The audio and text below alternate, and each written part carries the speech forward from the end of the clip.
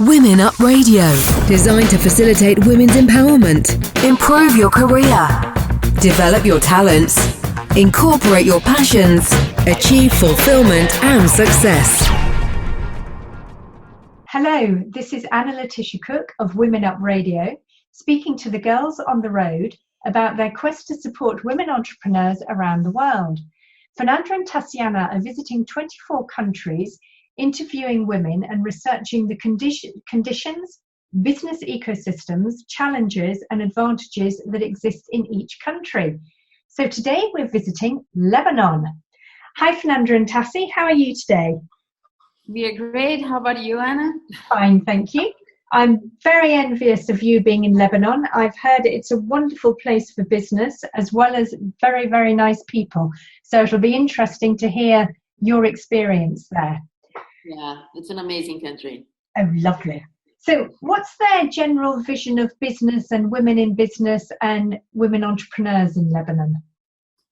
Anna, we were very surprised and very positively surprised with the women there and like the ecosystem. I think Lebanon has gone through like years of civil war, and like since the end of, I think, the 90s, they were like rebuilding the country, and we can see that it shows, and more like incubators, accelerators, mentors, investors are looking at Lebanon and trying to build like a very well-structured ecosystem, both for men and women. We got the chance to talk to lots of women in tech, non-tech, traditional businesses, and many of them were educated in France because at the time they were, going through the war. Their families sent them away, and now they're coming back to establish business and bring things that they learn outside to their own country. They have this idea that they want to go back, they want to rebuild the country, they want to make Lebanon, a very thriving country. Yeah. And they have also a lot of diversity in terms of religion and people from other parts of the world. Yeah, but it's all positive, mostly positive. But we cannot forget, to mention that still Lebanon is a very traditional country. Yeah. So you still have, some women having to face some cultural and social norms of their role in the economy, in the society as a whole, and really feeling the pressure of what about they should do and what they shouldn't do. Oh, really? So, yeah, and everything that Fernanda mentioned is absolutely true. And for example, we had the chance to visit the Beirut Digital District.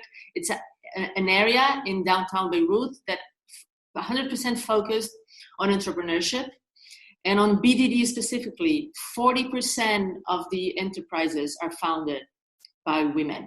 Oh, really?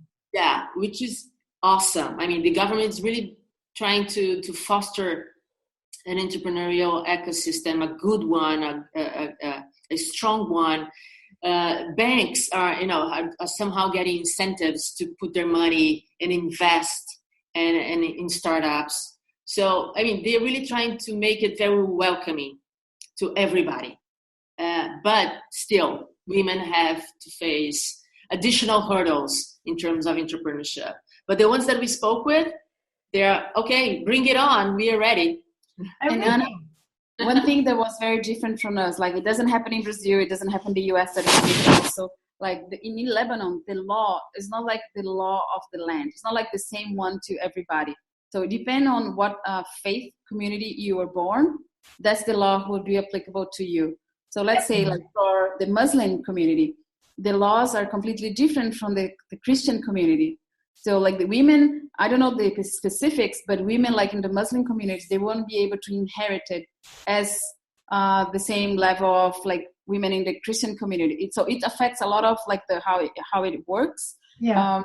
So I remember one entrepreneur that we met, she said that she was pretty much raised in France, and when she came back, she was married to a French guy. And when she came back to Lebanon to establish her company, she's from the Christian community, but she said like she would go out with couples, couples going out, and she would like to just mingle like everybody else. And they have this very like, oh, if you go out, like the guys will mingle with the guys and the girls with the girls, and they would maybe talk to, some things different from business and, investment. And she said like a lot of times she had a hard time because they wouldn't accept that her and the boys conversation. or like her children would go to school and she wouldn't be able to be at every single, parent meeting. And the teacher would call her out and say, why you're not showing up? Things that she wouldn't face maybe in France or in another country. Oh God, that must be difficult. Yeah, so I didn't know that at all. So for women entrepreneurs, what does it mean for them in the Lebanon? What's the differences? What do you find that they think about entrepreneurship and how they can be a good entrepreneur? I think for women entrepreneurs, they are really being trailblazers, because like in our mindset, everybody think like any kind of like Arabic influenced culture.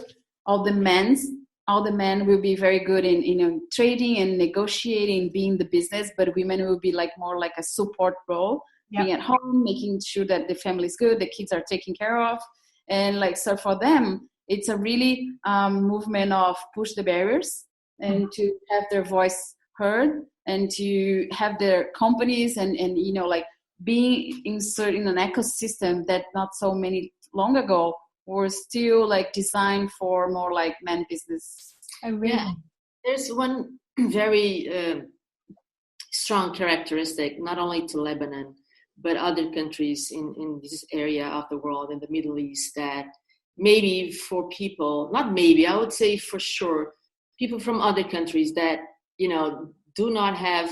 didn't have to go through so many wars and the constant threat of war. They live with that in their daily lives.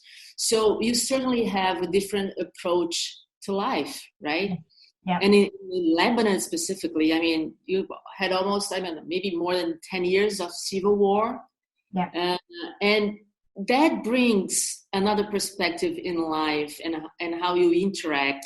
So they face, these difficulties of building a business with another view.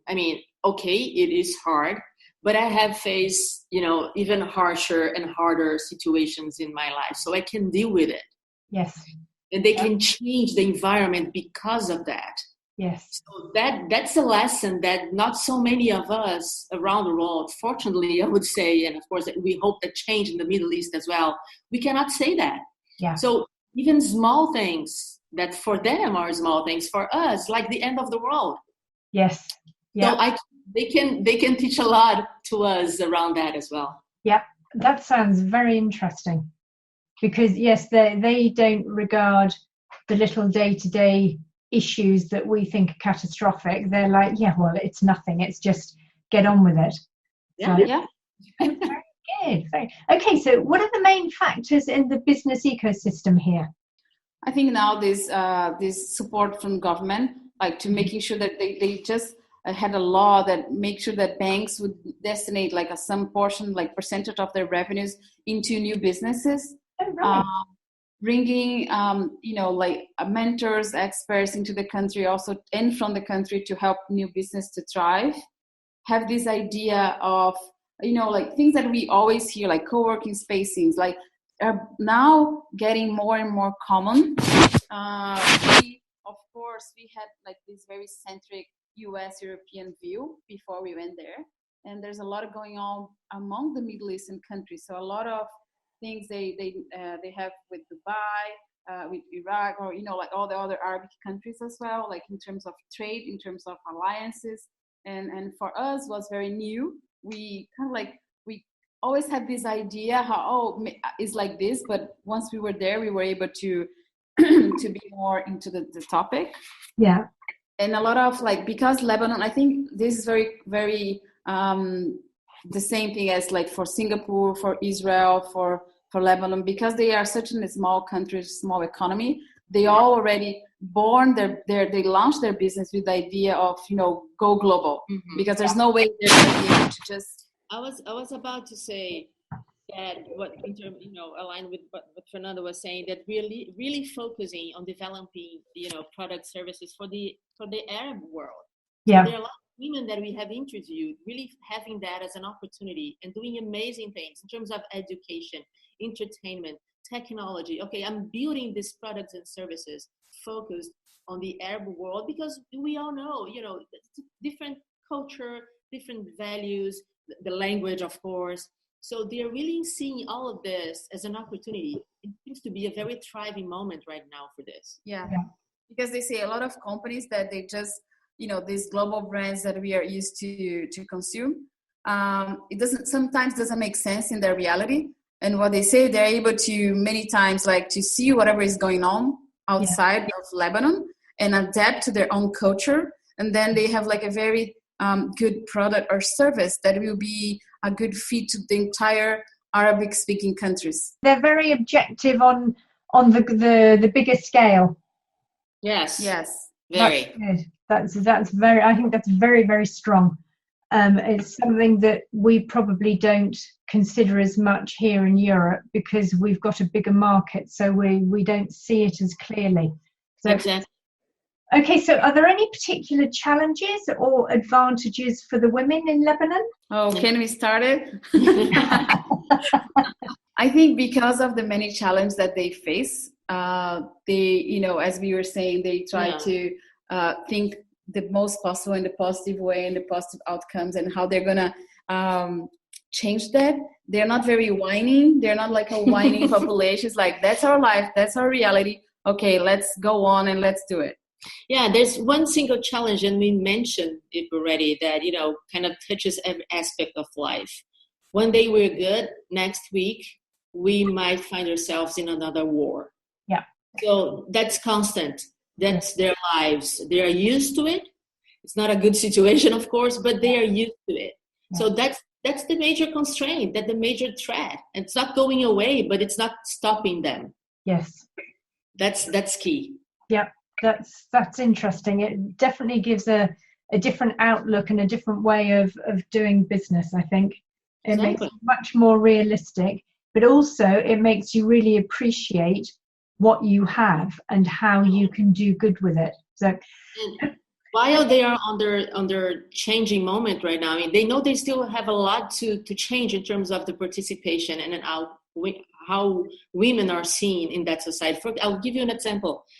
To open a business, in some situations, women still need a man's signature, a husband, a father, a guardian, but they still do. Huh. So, they are doing it, of course. It's not stopping them, but they know they have a lot still to achieve. Yeah. For me, that's unimaginable. But it must be so... Well, I don't really know what, because I just really cannot imagine it.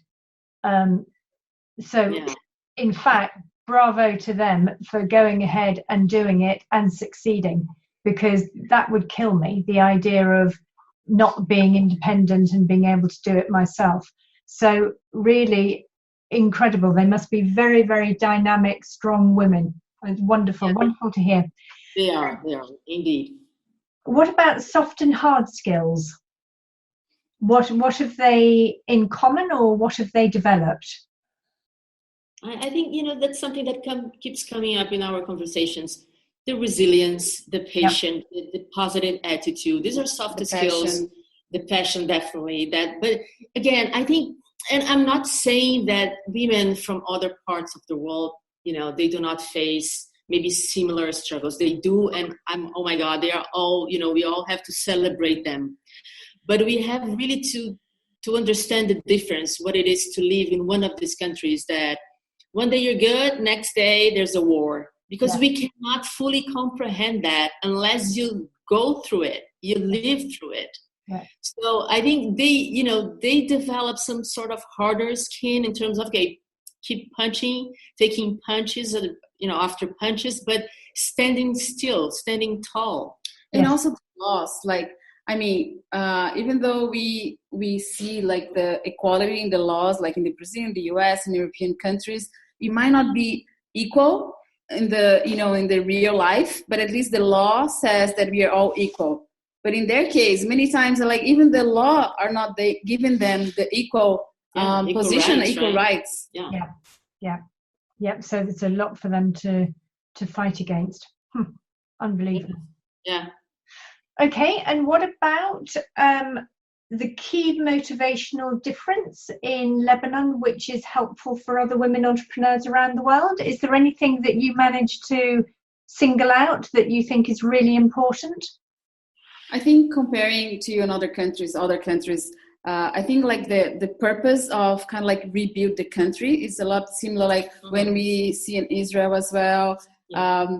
They have a purpose that is beyond themselves. That is beyond, the business itself. It's not like, I want to, I have this brilliant idea. I think it's going to help the world in some way. I'm going to make money. But then they're pretty much focused on also like in their community, in their country, in their, in making sure that they're going to be stronger and they're going to be more prepared to whatever happens to them in the future. Oh, right. So it's really helping the community. They're doing it not just for themselves, but also for the community, the country, the future of the country. Yes, definitely. Excellent. That's very, very strong motivation. And that's something I think we can all learn from. But,